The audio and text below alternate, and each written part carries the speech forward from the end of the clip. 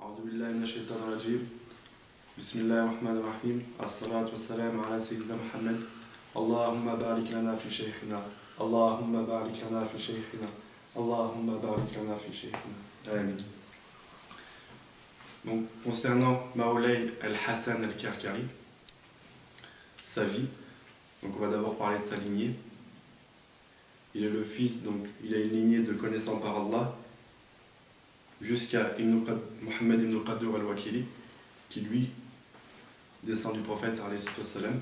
Donc le père de Maolay al-Hassan était Maolay al-Tahir al-Karkari, qu'Allah l'agrée, qui lui-même était le fils du connaissant par Allah, Maolay Mohammed al-Fardi, lui-même fils du connaissant par Allah, Sidi al-Tayyib, qu'Allah l'agrée, lui-même fils du connaissant par Allah, Maolay ibn Qadur al-Wakili, qui, comme je l'ai dit, a une lignée qui remonte jusqu'au prophète sallallahu alayhi wa sallam. La chaîne initiatique de succession de Maolay al-Hassan, c'est simple, il fut donc l'élève de son père, Maolay al-Tahir, qui lui a reçu, comme c'est connu de Sidi Cheikh Ahmed al-Alawi, qu'Allah l'agrée, qui lui avait reçu de Mohammed ibn al-Habib al-Bouzidi, qui avait reçu, encore une fois, Mohammed ibn Qadur al-Wakili, qui a un sanad qui remonte jusqu'à Ali, radiyallahu anhu, qui était un sahabi, donc qui prenait du prophète sallallahu alayhi wa sallam, qui lui avait reçu de Sayyidina al-Jibril, alayhi salam,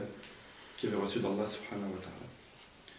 Donc, tout ça pour en venir au fait que Maolay al-Hassan était un shérif, donc un descendant du prophète sallallahu alayhi wa sallam par le sang, et qui avait un lien spirituel jusqu'au prophète sallallahu alayhi wa sallam par des gens qui étaient tous, pour la plupart, des connaissants par Allah.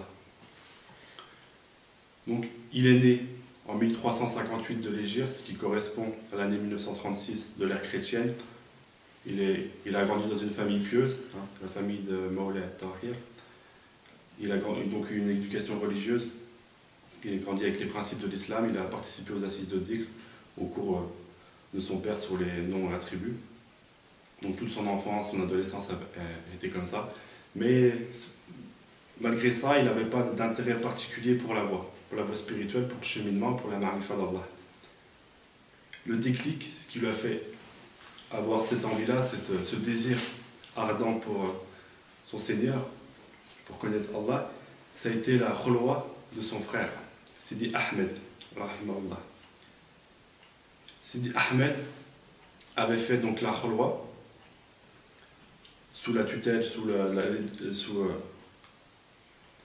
le commandement de son cheikh et père, Maolay al-Tahir. Et quand il sortit, Maolay Hassan, il l'a vu, et il l'a vu complètement ivre du secret. Il se demandait ce qu'il ne reconnaissait pas son frère. Donc là, vraiment, ça lui a fait un déclic. Il s'est dit, moi aussi, il faut que j'obtienne cela. Et il décida de partir plus loin de la Zaouïa, un endroit assez connu pour les cavernes et les grottes. Il se mit dans un endroit reculé pendant presque un mois et il faisait l'ism. Allah, Allah, Allah. Il faisait que ça pendant un mois. Jusqu'à ce qu'à un moment, Allah il éleva les voiles pour lui et il vit de ses propres yeux, partout où se posait son regard, il voyait le ism Allah écrit en lettres de lumière. Donc quand il est arrivé à ce stade-là, il est rentré chez son père et cheikh, Sidi al-Tahir. Donc il lui informa de son état, et donc le cheikh le fait rentrer en khulwa. Et donc c'est dans cette khulwa bénite que Maolay al-Hassan accéda à la marifa, à la connaissance d'Allah, qui lut les secrets d'Allah et les merveilles du malakout. Donc tout a commencé comme ça. Pour ce qui est son parcours et son compagnonnage, donc malgré le fait que son cheikh soit son père, il avait quand même un compagnonnage digne d'un mouride, qu'il excellait donc dans le comportement. Il était ferme et constant dans la voie. Il était très déterminé à un point où même quand, à un moment dans sa vie, il allait travailler en Algérie, donc c'était relativement loin, et même là-bas, il continuait à visiter son cheikh, alors qu'à l'époque, voyager, c'était pas aussi simple que maintenant, même si encore maintenant on se rend compte que c'est une épreuve.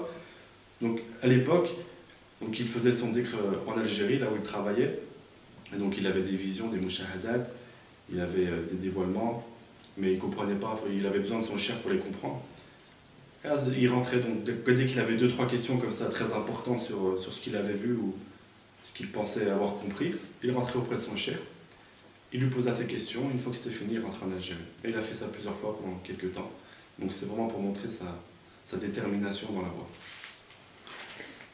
Donc, parmi ses qualités morales, donc on a déjà vu sa détermination, sa fermeté, mais il y a d'autres qualités. Entre autres, c'était quelqu'un de toujours souriant, très, très généreux. Il donnait volontiers, c'est-à-dire, par exemple, quand il allait au marché, on raconte que il partait avec de l'argent, bien évidemment, et il rentrait les poches vides, il donnait tout en aumône. Plusieurs fois, à chaque fois qu'il allait au marché, il finissait l'argent qui lui restait en le donnant aux pauvres. Sa maison aussi, c'était une sorte de refuge pour les pauvres. Tout le monde y trouvait sa place. Il y avait beaucoup, beaucoup d'invités. La maison se vidait que très rarement. Donc ça, c'était sa générosité. Il était aussi quelqu'un de très juste et il détestait l'injustice. Donc quand quelqu'un était victime d'une injustice, il se tournait vers lui et il l'aidait. Et quand il avait affaire à un injuste, il était ferme et dur avec lui. Il le remettait en place. Au niveau du vêtement, Mawlay al-Hassan était modeste, donc il s'habillait avec ce qu'il trouvait. Il s'asseyait là où il voyait qu'il y avait de la place, il mangeait ce qu'il trouvait aussi. Donc c'était quelqu'un de très simple. Voilà pour ce qui est un petit peu de ses qualités. Après on pourrait se demander donc comment du Mouride, du Arif Billah, parce que c'était pas le seul, son père a été le formateur de centaines d'Arif Billah, comment de ce statut, il accède au statut de cheikh, de tariqa, de cheikh éducateur. Donc son père l'éduqua, et avec le temps et la détermination, Mawlay al-Hassan a pris beaucoup des sciences que son père avait, jusqu'à toutes les prendre, à avoir complètement repris le dépôt. Et quand son père vit qu'il était un parfait connaissant des noms et attributs d'Allah, et qu'il excellait dans cette science, qu'il était possesseur de la lumière, et qu'il estima qu'il pouvait maintenant la transmettre, il lui donna l'autorisation d'être cheikh éducateur. Malgré ça c'était du vivant, donc de Mawlay al-Tahir, rahimahullah. Mais malgré ça, c'est qu'à la mort de son père qu'il a exercé la fonction de cheikh, si on peut dire. Il l'a exercé dans le sens où il était cheikh et il avait l'autorisation de l'être, et il pouvait l'être, mais il a vécu caché. Il n'avait pas de mouridine pendant longtemps, et très peu après. Très peu après, qui ont pris certaines choses de lui, mais il n'avait pas remis totalement le dépôt de ce qu'il avait, jusqu'à ce que, peu avant sa mort, Allah subhanahu wa ta'ala, il lui mit sur son chemin notre cheikh actuel, Sidi Mohamed Fawzi al-Karkari, qui a pris la science, tout le dépôt de Mawlay al-Hassan, avant qu'il meure et qui l'accompagnait jusqu'à la fin de sa vie. Parmi les karamat de ce cheikh, on pourrait parler donc une fois il a reçu la visite de la sœur de sa femme. La sœur de sa femme est donc venue chez eux pendant 3 mois à peu près. Et durant ces 3 mois, tout s'est passé bien, mais arrivé à la fin, elle commençait à se faire du souci pour sa maison. Dans quel état elle allait la retrouver, est-ce qu'il allait avoir des problèmes. Elle craignait entre autres les inondations. Elle en fit part donc à Mawlay al-Hassan et il lui dit d'attendre le lendemain matin. Le lendemain matin, il revient à elle et il lui annonça qu'il avait eu un dévoilement et que dans sa maison, tout était intact. Tout était intact comme elle l'avait laissé, sauf un plateau qui servait pour le thé et qui s'était oxydé, donc qui avait changé de couleur à cause de l'humidité. Donc elle avait cette information-là. À un moment donné, elle est rentrée chez elle, et quand elle est rentrée chez elle, elle a vu que exactement tout ce que lui avait dit le cheikh était réel.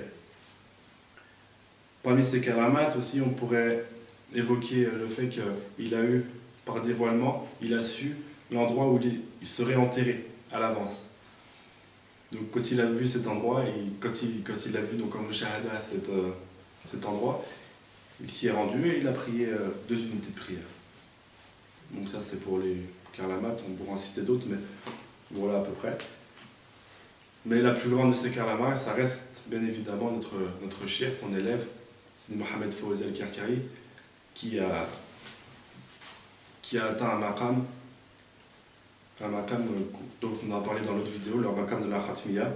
Donc c'est vraiment le plus grand des prodiges et le plus grand des honneurs Sidi al-Hassan, d'avoir un moulid qui a atteint cela.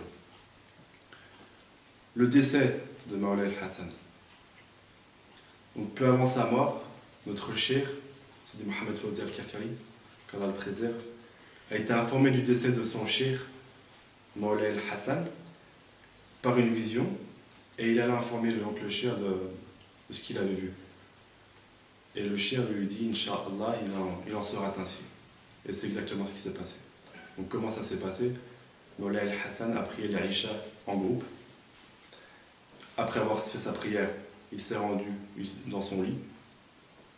Et dans son lit, il récitait Ism al-Mufad, donc Allah, Allah, jusqu'à ce qu'Allah subhanahu wa ta'ala le rappelle à lui. On demande donc à Allah de faire miséricorde à ce cheikh, sans qui nous n'aurions pas notre cheikh, c'est Mohamed Fawzi al-Karkari, d'honorer ce qu'il a transmis et d'honorer son moulid, notre cheikh, c'est Mohamed Fawzi al-Karkari.